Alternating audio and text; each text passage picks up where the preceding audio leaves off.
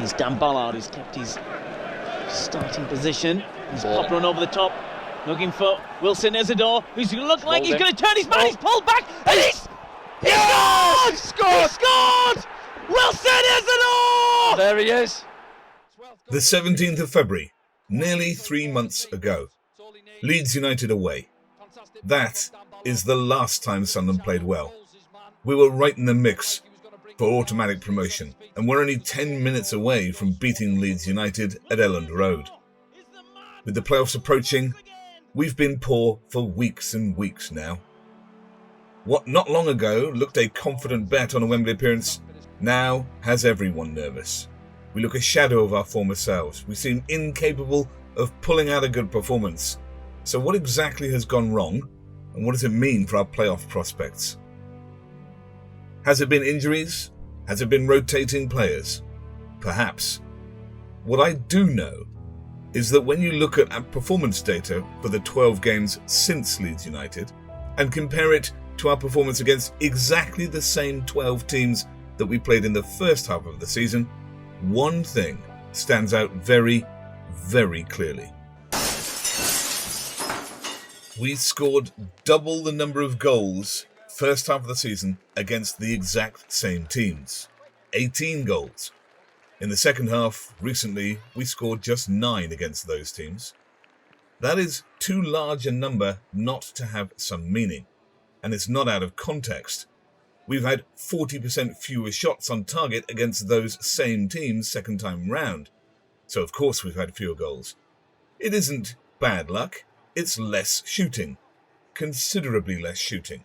Now, these opposition teams recently may have had the odd addition in transfers in January. Some may even have changed their manager since we played them first time round. But it isn't the same for all 12, and those changes aren't large scale. We're not playing 12 or 13 entirely new teams. No, rather, we're just much worse at playing them second half of the season. I'm sure that everyone is familiar with the expected goals metric. But there is another statistic called expected goals on target, which measures the likelihood of scoring when only looking at on-target shots, and it's more accurate. In the 12 games since Leeds United away, we've mustered an on-target expected goals of 10.2, meaning that all things being equal, we might have expected in those 12 games to score 10 goals. In fact, we did score 9, so pretty accurate over those 12 games.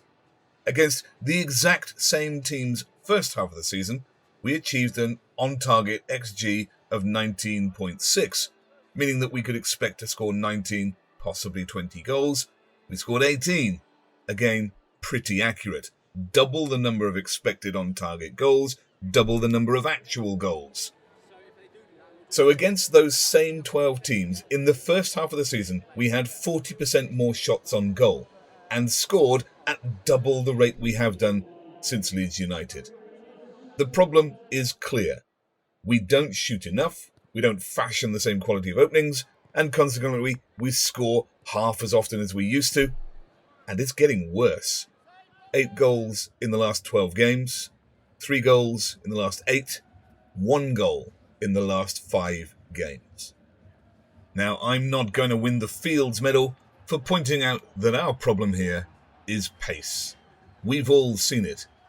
We used to fight for the ball higher up the pitch and win it higher up the pitch, making our attacks quicker when defences weren't ready. This is us against Oxford first half of the season. We harried the opposition and won it back closer to goal, and when we did, we played it in quicker and had more bodies in the box to attack it. Cross comes in. Oh! No penalty despite the Sunderland player going down. It's Chris Rigg who's down. Here's the recovery high up the field, and the ball goes in quickly again to numbers in the box. Here's Trey Hume. Oh, ball. Lovely ball. Oh! What a ball. Good again from... Now, though, we play like this. This is Hull City, second half of the season. I literally went back like an icicle.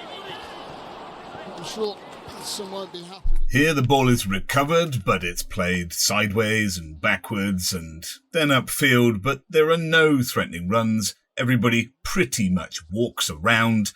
Nothing happens in the box and the ball never even looks like getting there. It's ponderous football. One that he has to get his head right. Well, hoping we'll give credit. Again, this is the recent Hull City game. The lads win the ball and play backwards and slowly, allowing all the Hull players to get set in front of us in defence. I'm wrong, but he was frustrated. That's what they need. They need a few of them. He's really gritting their teeth. And the Hull City players literally walk back into their defensive shape. We're so slow in our attack. Now it's going to take worldy levels of skill to get through all 11 opposition players in front of us, and surprise, surprise, we go nowhere. Side to side, no way through, and nothing comes of it. We have to be quicker if we want to be more incisive in these moments. McLaughlin's head, Coyle hurling himself at it. Isidore appealing. Lafay. Recently, I've been reminded of something Alex Neil said, shortly after he took over us back in 2022. The players at half time. What you don't want to do you want to play a ball backwards here when we've got a chance to play forwards? Because you can hear the fans starting to groan about it. I'm frustrated by it. If you've got an opportunity to play forwards, play the ball forwards. And this is our problem today. Where we were good in the first half of the season, we seem to have gradually forgotten this. Watch us here against Coventry in our recent pummelling. We win the ball, slowly play it backwards until all of the opposition are set up in front of us once again. Sunderland come out the other side with Dennis Serkin. This is Mundell. Scored a great goal last time out for Sunderland. Well done, lads. Just stand there. We've successfully helped Coventry reorganise their defence at no cost or pressure. What the hell is wrong with us? Why don't we want to play with more pace and incisiveness? Why can't they see how important it is? Do they all think they're going to score worldies through 11 players? How many of those goals have we actually scored? And this happens multiple times every single game. And the result is, not only do we struggle to score, but we struggle to even get shots off on target. First half of the season against Bristol City, we mustered 5 shots on target. Second half of the season, 2. Against Blackburn, we had 4 shots on target. Second half, 2. Against Oxford, 6 in the first game of the season. Last week, 0 shots on target. It's clear that the pace of our play is a big problem at the moment. There is a second issue, which is not quite as bad as the first one, but it does have an impact if we can't score like we used to. Given that we don't, it's the problem of conceding. In the last 12 games, we've conceded 13 goals. Against those same teams, first half of the season, we conceded only 9. Not much of a difference, you think, but combined with the drastic drop-off in our scoring and the goal difference in those games becomes considerable. You might have been tempted to say, yes, but Alt, that's a bit skewed in data because we had a random Coventry battering in there. Yeah, they scored 3 against us, but in the first half of the season they scored 2 against us as well, so I think it's still valid. The goal difference between those 12 teams' first half of the season was +9. Second half of the season, the goal difference is -4. That's a huge swing. We've conceded 40% more against these teams second half of the season, and we score half as well. This is the reason we've failed to win games and failed to accumulate points. We're not going anywhere in the playoffs if we cannot resolve the fact that we failed to score and concede quite a bit more. What are the reasons for us conceding more? Well, in general, it's a lack of effort and increased numbers of errors. Now, maybe this is because the playoff places are secure, we don't want to get any injuries, we're trying to avoid bookings. I can accept all of that. But it's a bad habit to get into, and I think there are some problems here. Have a look at this against Blackburn. Alan Britton under pressure, has to go back to top. There is no challenge. Now, I know that Alan Brown is inexperienced at right back here, but it seems that nobody meets the ball, nobody makes a challenge. There is space everywhere for all of the Blackburn players, and an easy goal is scored. The only person who reads the game here is Meffam. He sees that Brown may be beat and has the option to cover him if it is, but the other two defenders who have the play in front of them and can see this happen do not respond, don't shuffle over until it is all too late and Blackburn get the run of the box. And anyone who can tell me what Samed does of any use through all of this play is an absolute genius. Go on, rewind the play and see how much use he is. This is Wabiro. Back to Hedges. Space. And Woodrow drops a shoulder. And Dolan's there as well. Goal. And that's 1-0 Just like that, Blackburn yeah. Rovers. It's shoddy, shambolic defending across the board here. Perhaps you can excuse Metham, but where's the communication between everybody? What are they watching? It doesn't appear to be any of the play. Against Bristol City, sure, Hume gets sent off in the 6th minute, and it's a harsh sending off. But look at our defence here. Luke 09 is caught napping, and it's basically his fault that he puts Hume in that position. It's an error, and a poor one to be giving away. A simple Opportunity now for Naki Wells, who goes down. Referee's called a free kick and he's sent him off. You know, I'm sick to the back teeth of hearing the name Naki Wells when we play Bristol City. Again, this is Bristol City. When they pick up the ball well inside their own half, everybody immediately starts running back to our own goal. Mayenda makes no effort to make contact, challenge or meet the ball, and neither does anybody else. It's appalling. Now, I know it's a worldie of a shot, but from picking up the ball inside their own half, we have immediately retreated to our own 16-yard line and just gifted Bristol City 50 yards of the pitch without any pressure, without any challenge at all, and we've just said to them, come and have a shot. What are we doing? Again, against Preston. This is late in the game. Rigg, Jobe, Mundle, none of them offer any defence, make any challenge, stop the runner. They're slow to get into position. And the excellent Rees has plenty of space with which to turn and get an excellent shot off, making no mistake. Do you know what? He had a couple of sights as this half, hasn't he, with the right foot. And I said, he's a handful, he's a tidy player. And he's put his... Here against Oxford, we're 2-0 down. What do? We go sideways, no running, no movement. Joe is getting progressively deeper, it seems, to receive the ball. No width there as we move it from right to And when the ball is lost, it's instantly 3-on-3. And this could have easily materialised into a third goal for Oxford. Plaqueta could be through here. 09's the closest Sunderland man to him, but Plaqueta and Patterson makes a save.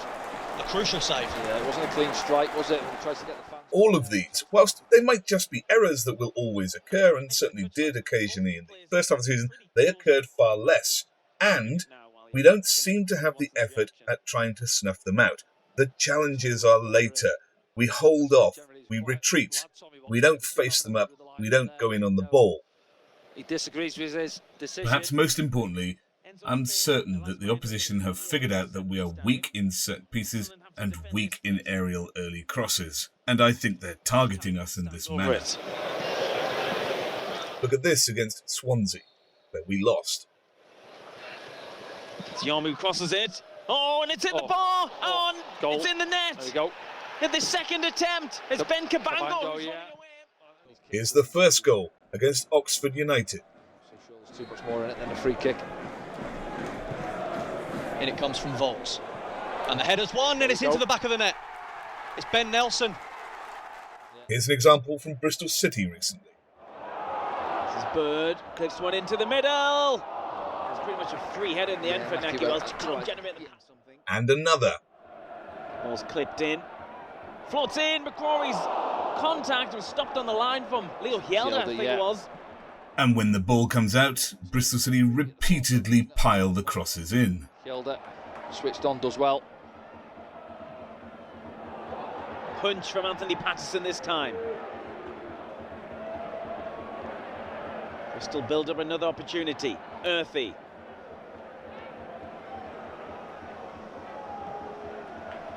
(4-2) in that game there, the bottom of your screen as the ball's floated in once again. Patterson comes, gets something on it, gets enough on it, and then claims it. Does well in the end, yeah. And here's the game against Cardiff, where they score their equaliser. And thinks about the cross, it's a teasing one, and Patterson comes, he doesn't get there, and it's 1-1. And here's Millwall following suit in search of an equaliser. Kramer crosses, it's a decent cross! Oh. Oh, and Patterson gets there, and there was a good header from Coburn, but... Now, all of these come very recently, and I don't think they are coincidental. I think this is being targeted, and it's clear that we're pretty shoddy at it. Going into the playoffs, we need to make sure that these crosses are cut out, that we meet those deep-lying wingers or fullbacks, prevent it, or at least that we're much more strong and decisive in attacking these earlier crosses. It's clear that we need to improve the effort on the pitch, the pace at which we transition to attack, and defending aerials. Now, I understand we've not been at our best. We've been getting players up to speed and blooding new ones. And I think that Régis Le Bris has done a fantastic job to organise us and make us much better than last season. But it hasn't just been a couple of games here. It's been the last dozen that we've been poor and unconvincing.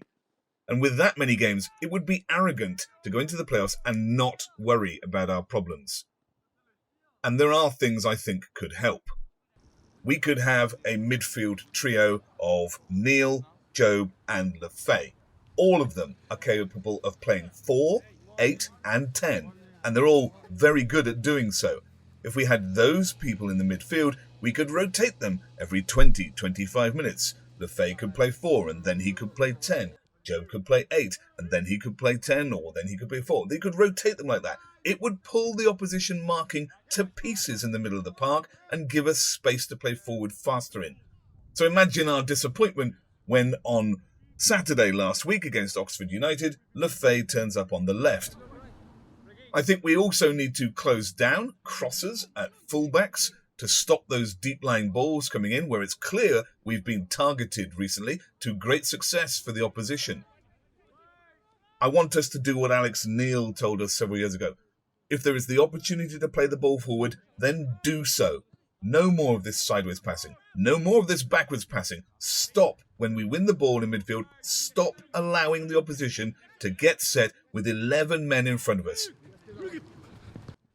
And the wingers, the curse of modern wingers, can they please stop holding on to the ball too long? Ask yourself, who puts the best crosses into the box? You're right, it's Trey Hume, our fullback. He's the only person in the team who crosses from deep, who crosses without having to try to beat a man. Now, I'm not saying that wingers shouldn't beat a man, but they hold on to the ball far too long. Do you remember that amazing team goal we scored against Reading a few years back? It's Dan Neil who makes the cross from the wing about 35 yards. There is no way in God's green earth that this team could make that goal because they simply hold on to the ball too long and they're too slow about it. If the wingers got it, they'd run all the way to the byline before they had to look up and decided they might pass to somebody, by which time the defence is all set. It simply isn't a goal that we could score today, much to our detriment. Despite these complaints, I think that they are just things that have crept in. They aren't fundamental flaws.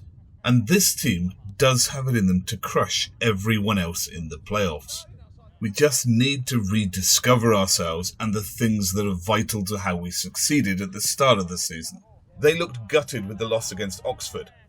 And apparently there were words in the dressing room afterwards, so Dan Neil tells us. But there needs to be more dynamism, pace and aggression on the pitch. This city is looking to you to show us we can rise again, meet the challenge and stride through these playoffs like the giant of a club we can be. Get it right, and I'll see you at Wembley. Now, get into them.